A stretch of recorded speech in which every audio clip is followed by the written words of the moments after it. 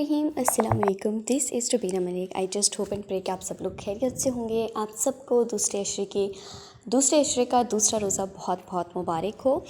आज का व्लॉग शुरू करते हैं जी बहुत ही प्यारे बहार के खूबसूरत फूलों से, रंग बिरंगे फूलों के सीन से। ये मैं आपको थोड़ी देर बाद बताऊंगी कि ये फूल मैंने कहाँ देखे थे और मैंने कहाँ इसको रिकॉर्ड किया था। फ़िलहाल आप इंजॉय करेंगे मेस्मराइजिंग सीन।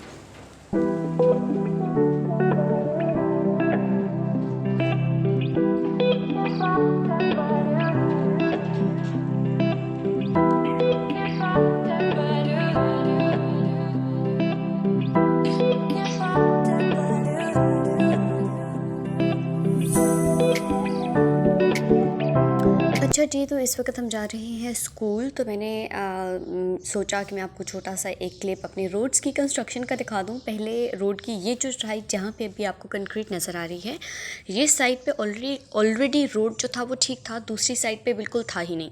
तो इन्होंने क्या किया कि पहले दूसरी साइड बनाई, अभी मतलब प्रॉपर कंप्लीट नहीं हुआ, लेकिन पहले वहाँ पर काम स्टार्ट किया। और जब वहाँ पर थोड़ा सा इस काबिल हो गया कि वहाँ पर ट्रैफिक मूव कर सके, ये लोग अब रोड की दूसरी साइड पर मूव कर गए हैं। तो जी आज है हमारे कॉलेज में रिज़ल्ट डे।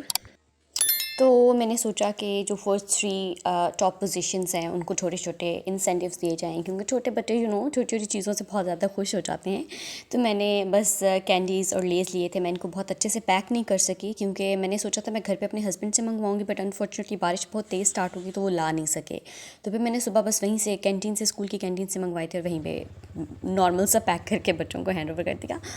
ओके जी, तो ये है हमारी after long time bike ride. जैसे मैंने आपको बताया कि रोड्स अंडर कंस्ट्रक्शन हैं, तो मेरे हस्बैंड मुझे आजकल बाइक पे पिक एंड ड्रॉप देते हैं। तो हम एक बड़ी प्यारी सी जगह है हमारे कॉलेज से, काफ़ी मतलब ऑलमोस्ट होगी, मुझे डिस्टेंसेस का बिल्कुल पता नहीं चलता, लाइक 15 to 20 मिनट्स की ड्राइव है।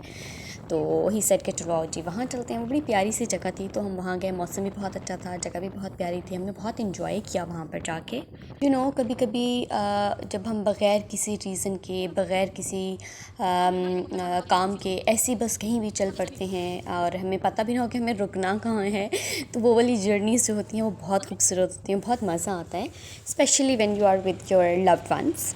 तो ये चीज़ सुराब वाला से आगे की कोई जगह थी, मुझे एग्जैक्टली जगहों के नाम नहीं आते, लेकिन सारा का सारा रास्ता बहुत खूबसूरत था। साथ साथ में गंदम थी, लोगों के घर भी थे। जैसे अक्सर जो सिखों की मूवीज़ होती हैं, पंजाबी मूवीज़ होती हैं, उनमें दिखाते हैं कि साथ ही खेतियाँ हैं, साथ ही वहीं पे घर हैं और बड़े मज़े का सीन दिखाते हैं। तो यहाँ पर भी वो वाला सीन था कि जैसे ही आप घर से बाहर निकलेंगे तो आपके खेत शुरू हो जाएंगे। जैसे अभी आपको पता ही होगा कि गंदम पकी हुई है, उसके कटने का सीज़न आने वाला है, तो बड़ी प्यारी सी गंदम और हरियाली, और वैसे भी बाहर का मौसम चल रहा है तो सारे जो दरख्त थे बड़े हरे भरे, बड़े खूबसूरत से लग रहे थे। और ऊपर से जो है मौसम अच्छा हो तो फिर तो और सारी चीज़ें और ही ज़्यादा अट्रैक्टिव और ज़्यादा अच्छी लगनी शुरू हो जाती हैं। और वहाँ पर मैंने आगे जाके देखा तो बहुत सारे स्कूल्स थे, मतलब एक तो एस्पायर था और एक था मेरे ख्याल में सुपीरियर का कॉलेज था। सुपीरियर का स्कूल इधर हमारे PF रोड पे और उसका कॉलेज उस तरफ था, और एक गवर्नमेंट का कोई स्कूल था। और मतलब बड़े मज़े की और इंटरेस्टिंग चीज़ें थी। जब भी आप किसी ऐसी नई जगह पर जाते हैं तो ऑफ़ कोर्स हम सभी एंजॉय करते हैं, हमें मज़ा आता है कि अच्छा ये भी चीज़ थी, ये भी जगह थी जो हमने पहले कभी नहीं देखी हुई थी। So yeah we all love and we all enjoy.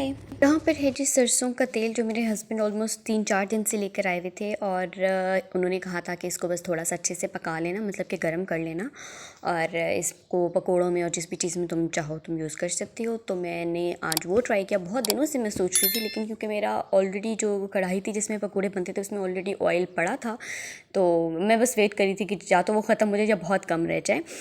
तो जब आप इसको गर्म करेंगे तो इस तरह की हवाएं इसमें से निकलेंगी। मैं फ़र्स्ट टाइम जो सरसों का तेल है उसमें कोई चीज़ पका रही थी, तो मैंने एक अजीब सी चीज़ नोटिस की कि मैंने जैसे ही उसमें पकोड़े डालने शुरू किए तो वो बिल्कुल ऐसे झाग सी बन गई, और जैसे ही मैं उसमें से पकोड़े निकालती थी वो झाग फ़ौरन से विदिन सेकंड्स ख़त्म हो जाती थी।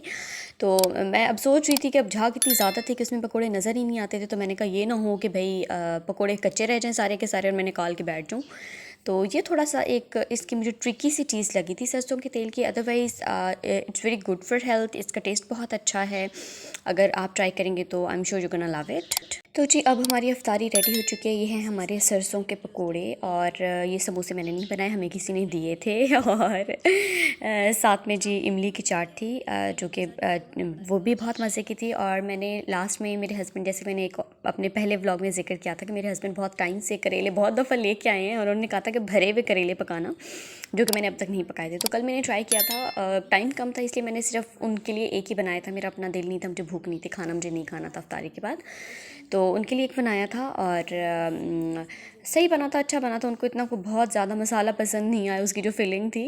अदरवाइज़ ये भी मैंने जो सरसों का तेल था उसी में फ्राई किया था और इसका भी टेस्ट बहुत ही ज़्यादा अच्छा और एक लाइट सा, जैसे अक्सर पकोड़े होते हैं बहुत हैवी होते हैं, बहुत ऑयली होते हैं, तो इस सरसों के तेल की वजह से उसका जो वो हैवीपन था या जो भी चीज़ थी वो नहीं था, बहुत लाइट और बहुत मज़े के थे। तो जी ये था हमारा आज का व्लॉग। आई जस्ट होप कि आप लोगों को अच्छा लगा होगा। अगले व्लॉग तक के लिए अल्लाह हाफिज़, दुआ में ज़रूर याद रखिएगा and don't forget to subscribe to my channel.